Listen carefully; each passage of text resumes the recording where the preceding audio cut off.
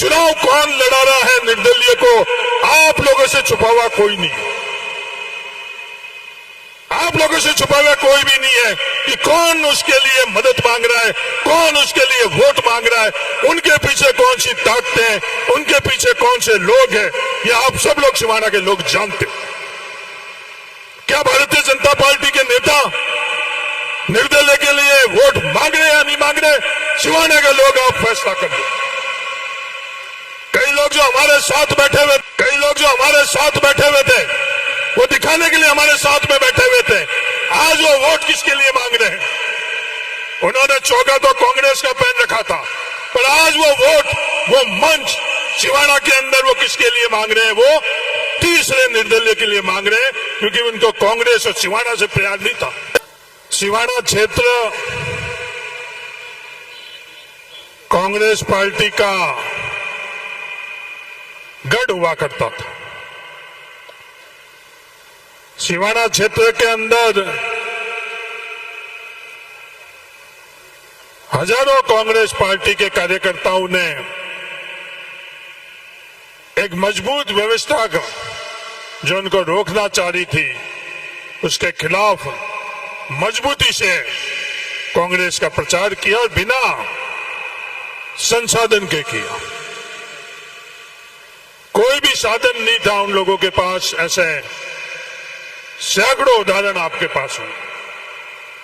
एक उदाहरण मैं आपको देना चाहता हूं, हमारे यहाँ के स्वतंत्र सेनानी स्वर्गीय सोनाराम जी राजपुरोहित का। बिरदी चंद जी जब चुनाव लड़ते थे, वो पैरों के ऊपर, कोई साधन नहीं उनके पास, कुछ भी नहीं, और पैर पर पैदल चलकर और वो सैकड़ों किलोमीटर बिरदी चंद जी के चुनाव के अंदर प्रचार करा करते। तो ऐसे सैकड़ों कांग्रेस के कार्यकर्ता के कारण सिवाना क्षेत्र कांग्रेस के लिए एक मजबूत क्षेत्र हुआ करता था। ये चुनाव जो अब हम लोगों के सामने है इस बार, ये कोई पार्टी के चुनाव नहीं, ये चुनाव देश के अंदर दो वर्ग के चुनाव। एक वर्ग जो पूंजीपति और मजबूत लोग हैं, जो ये पूरा देश अपने खुद के लिए चलाना चाह रहे हैं, देश की हर व्यवस्था के अंदर खुद आधिपत्य जमाना चाह रहे हैं, और दूसरा वर्ग जिस देश के किसान हैं, देश के नौजवान हैं, महिला है, सरकारी कर्मचारी है, छोटे व्यापारी है, ये एक दूसरा वर्ग है। ये हमारा दुर्भाग्य है देश का, 1% वर्ग 99% लोगों के ऊपर आज राज कर रहा है। जो देश के अंदर पिछले 10 वर्षों के अंदर फैसले हुए हैं, वो 1% लोगों के लिए फैसले हुए, और जो शोषण हुआ है वो 99% लोगों के लिए हुआ है। बातें करने के लिए, नारों के लिए 99% लोगों को बहुत ये याद करते हैं। नारे इन लोगों के पास है, पैसा इन लोगों के पास है, सरकार के जो संस्थाएं हैं उनका दुरुपयोग करने का इनके पास ताकत है, पर हम लोगों के लिए काम नहीं करते। नारों के अंदर ये बात करते हैं किसानों की आमदनी दुगनी, और हकीकत के अंदर किसानों की आमदनी दुगनी हुई या नहीं हुई।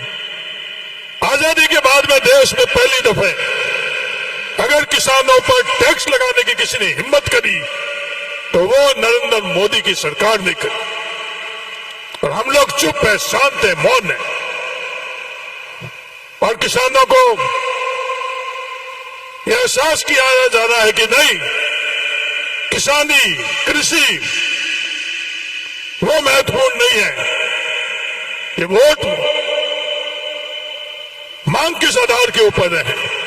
ये हम लोगों के थार के बाड़मेर जिले के मुद्दे पर वोट नहीं मांग रहे हैं, ये किसी और पर वोट मांग रहे हैं, जिनका हमारे से कोई लेना देना नहीं, जिससे हमारा कोई वास्ता नहीं। जो कांग्रेस की सरकार थी, उस वक्त जो काम हुए वो आप लोगों से छुपा हुआ नहीं। इस इलाके के अंदर धवा समदड़ी के माध्यम से जो पानी की योजना बनी, वो कांग्रेस की सरकार ने बनाई। और आज हम लोगों के सामने सबसे बड़ी चुनौती है कि जो पानी इंदिरा गांधी नहर से इस इलाके के अंदर आ रहा है। जनसंख्या जब जोधपुर की बढ़ गई है तो हम लोगों को जो पानी मिलना चाहिए वो पानी उस नहर के अंदर नहीं है। कभी भी इन्होंने ये बात करी? आज लगातार यहां से भारतीय जनता पार्टी के एमएलए है, कभी भी इन्होंने ये मांग करी, बात करी? नहीं, इन्होंने कोई मांग और बात नहीं करी। पर पिछली कांग्रेस की सरकार के अंदर इंदिरा गांधी नहर से ये दवा समदड़ी स्कीम के लिए और जोधपुर के लिए एक समानांतर नहर की स्वीकृति हुई फेज 3 की। ये कांग्रेस की सोच है और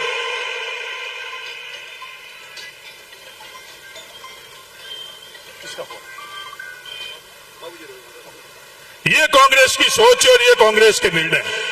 कहीं प्रचार प्रसार आप लोगों के बीच में किया कांग्रेस ने?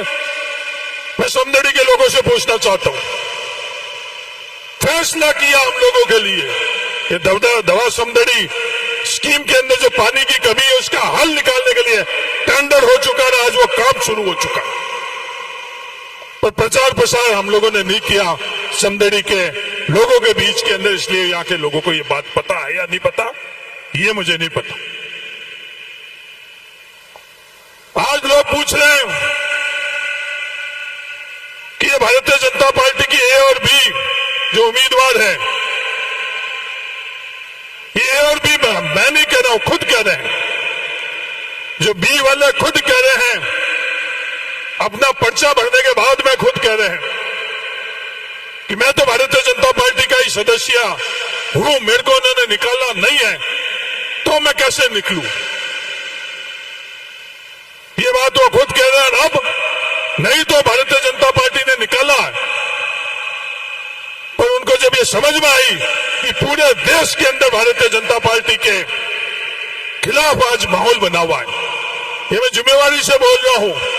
आज समदड़ी की इस पावन धरा के ऊपर मैं जो बोल रहा हूं, काउंटिंग होगी उस दिन मेरी आप बात याद रखना कि देश के अंदर जो चुनाव के नतीजे निकलेंगे उस दिन आप सब लोगों को पता चलेगा जो इंडिया साइनिंग के वक्त के अंदर जो देश का माहौल था, ये देश का माहौल में बदलाव क्यों? देश के माहौल में बदलाव क्यों? क्योंकि ये क्या चाह रहे हैं? ये चाह रहे हैं कि हमें 400 सीट दो। किस लिए चाह रहे हैं? कि संविधान बदलना। ये वही वाक्य, वही घटनाक्रम वापिस देश के अंदर लोगों को समझने की आवश्यकता है। कृषि बिल के माध्यम से किसानों का गला घोटा और जब उन्हें पता चला कि इस देश के किसान संगठित हो रहे हैं तो देश के प्रधानमंत्री खुद माफी मांगकर कृषि बिल सिर्फ दिखाने के लिए उस कृषि बिल को वापस लिया और जो समझौता हुआ वो समझौता आज भी लागू नहीं किया। किसानों का और नरेंद्र मोदी जी से जो समझौता हुआ वो समझौता आज भी लागू नहीं किया। वो का वो आज देश के अंदर आज 400 सीटों लाने का इनके पीछे सोच थी। जब देश के अंदर सबको पता चली जो देश से प्यार करता है, जो सच्चा राष्ट्रवादी है, उसके लिए देश में संविधान से बड़ा कुछ भी नहीं है। और देश का हर जो देश से प्यार करने वाला व्यक्ति को जब समझ में आया कि इन लोगों की मंशा क्या है, ये संविधान को बदलना चाहते हैं, उस दबाव के अंदर कल देश के प्रधानमंत्री खुद ने बाड़मेर के अंदर बात करी, पर इनकी बात की विश्वसनीयता नहीं है। इनकी बात की विश्वसनीयता नहीं है क्योंकि लगातार ये कल कह रहे थे संविधान से बड़ा कुछ भी नहीं है। मैं प्रधानमंत्री जी से पूछना चाहता हूं, बाबा साहब अंबेडकर जी ने जो हमें दिया, चुनाव आयोग का चयन की जो व्यवस्था थी वो संविधान ने हम लोगों को दी। क्या आपने उस संविधान के अंदर वो व्यवस्था बदली या नहीं बदली? चुनाव आयोग का चयन की व्यवस्था थी कि प्रतिपक्ष का नेता, सरकार का एक नुमाइंदा और सुप्रीम कोर्ट का नुमाइंदा, वो आज आपने बदला है। वही संविधान के अंदर जो ये ताकतें दी, जो व्यवस्था थी, इसमें बदलाव नरेंद्र मोदी जी आप शुरू कर चुके हैं। जब 2/3 बहुमत नहीं है उसके पहले आपने ये शुरू कर लिया। ये देश को समझने की आवश्यकता है। ये देश जब समझ रहा है, इसीलिए मैं कह रहा हूं कि जो नतीजे लोकसभा के अंदर आएंगे, जब जिस दिन काउंटिंग होगी उस दिन आप सब लोग देख लेना वो कि वो आज स्थिति है जब इंडिया साइनिंग के वक्त में पूरे जगह इन्होंने एक इस तरह का वातावरण बना रखा था कि सरकार भारतीय जनता पार्टी की बन रही है, सरकार भारतीय जनता पार्टी की बन रही है। पर उस समय लोगों को, देश के आम लोगों को समझ में आ गया कि इन लोगों को सरकार बनाने के पीछे मंशा क्या। आज वही वापस चीज पुनरावृत्ति हो रही। लोग कह रहे हैं कि तो चुनाव कौन लड़ा रहा है। मैं सिवाना के लोगों से ये बताना चाहता हूं कि चुनाव कौन लड़ा रहा है निर्दलीय को, आप लोगों से छुपा हुआ कोई नहीं है। आप लोगों से छुपा हुआ कोई भी नहीं है कि कौन उसके लिए मदद मांग रहा है, कौन उसके लिए वोट मांग रहा है, उनके पीछे कौन सी ताकतें हैं, उनके पीछे कौन से लोग हैं, ये आप सब लोग सिवाना के लोग जानते हो। क्या भारतीय जनता पार्टी के नेता निर्दलीय के लिए वोट मांग रहे या नहीं मांग रहे, सिवाना के लोग आप फैसला कर दो। कई लोग जो हमारे साथ बैठे हुए थे, वो दिखाने के लिए हमारे साथ में बैठे हुए थे, आज वो वोट किसके लिए मांग रहे हैं। उन्होंने चौका तो कांग्रेस का पहन रखा था, पर आज वो वोट, वो मंच सिवाना के अंदर वो किसके लिए मांग रहे हैं, वो तीसरे निर्दलीय के लिए मांग रहे हैं, क्योंकि उनको कांग्रेस और सिवाना से प्यार नहीं था। अपने पास आएंगे अपने आप में विवाद करने के लिए, अपनी दूरियां कैसे रहे इसके लिए। आज इस मंच पर बैठे हुए पूरा कांग्रेस का परिवार है, ये दूरियां खत्म कर कर बाबू भाई आपसे लेकर और गोपाल राम जी, प्रधान साहब, तमाम लोग यहां बैठे हुए हैं। तो ये कमान आप लोगों को ही संभालनी है। सुनील जी, गोपाल राम जी तो जिला अध्यक्ष बन गए हैं, इनको तो बाड़मेर पे बैठकर और लोकसभा का पूरा चुनाव का संचालन करना है। तो आज के बाद में आप गोपाल राम जी को छुट्टी दो कि आप चुनाव का संचालन पूरा बाड़मेर मुख्यालय के ऊपर बैठकर और सभी विधानसभा क्षेत्र का करो। और आप लोग, ओम जी, पंकज प्रताप जी, आप लोग इस कमान को संभालो। सिवाना के अंदर मुकुंद सिंह जी आप इसको, गरिमा जी आप इस कमान संभालो, क्योंकि चुनाव संचालन भी करना पड़ता है, हर तरह की चीजें भी रहती है। अभी भी मैं यहां से जल्दी बोलकर जा रहा हूं क्योंकि आगे मीटिंग। सिवाना के अंदर हम लोगों को साथ कौन है, हमारे अपने कौन है, सिवाना के लोगों से मैं निवेदन करना चाहता हूं। हमको एक जाजम पर बैठाने वाले कौन है और हमके बीच के अंदर विवाद कर हमारे को अलग अलग करने वाली कौन सी ताकत है। कांग्रेस पार्टी आप 36 कौम को एक साथ बैठाने की कोशिश करती है, बिना भेदभाव एक साथ बैठाने की बात करती है। जब किसी के साथ शोषण होता है, किसी को प्रताड़ित किया जाता है, तो कांग्रेस पार्टी हर समय उनके साथ में खड़ी रहती है। और ये ए और बी भारतीय जनता पार्टी क्या करती है कि आपस के अंदर दूरियां पैदा कैसे करे, धर्म से धर्म के बीच में दूरियां कैसे पैदा करे, जाति से जाति के बीच में दूरियां कैसे पैदा करे। तो मेरा आप सब लोगों से ये निवेदन है, और सिवाना के विधायक साहब से को भी मेरी सलाह है कि जहां भी रहो आप ईमानदारी से रहो।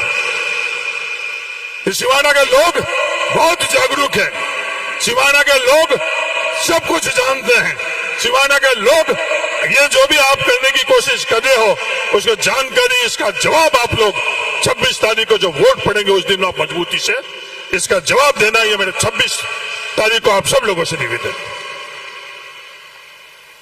लंबी चौड़ी बात करने की आवश्यकता नहीं है।